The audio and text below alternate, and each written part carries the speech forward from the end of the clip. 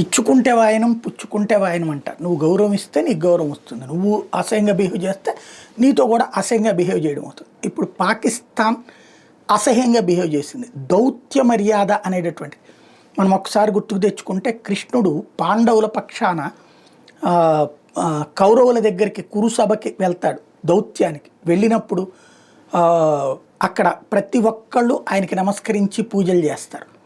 Even ఆ తర్వాత దుర్యోధనుడు కర్ణుడు వీళ్ళు కలిపి ఆయన ఆట పట్టించబోతే మందలిస్తారు భీష్ముడి దగ్గర నుంచి అందరూ కలిసి. అట్లాగే కౌరవుల వైపు నుంచి వచ్చినటువంటి రాయబారిని కూడా గౌరవించడం అన్నది పాండు సభలో జరుగుతుంది, ఏది ధర్మరాజు సభలో జరుగుతుంది.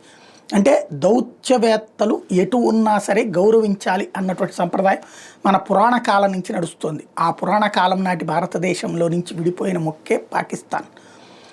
అయితే రాక్షస జాతిలాగా ప్రవర్తించుతున్నారు అనడానికి కూడా కష్టమే, ఎందుకంటే రాక్షస జాతి అయినటువంటి రావణుడి దగ్గరికి అంతే అనాలి.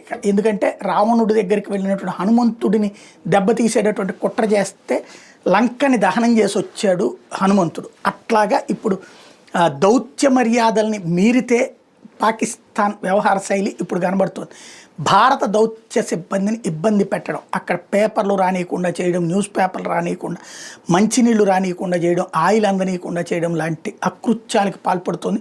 మొదటిసారి ఈ స్థాయి నీచానికి దిగజారింది పాకిస్తాన్ ఈ మధ్య కాలంలో.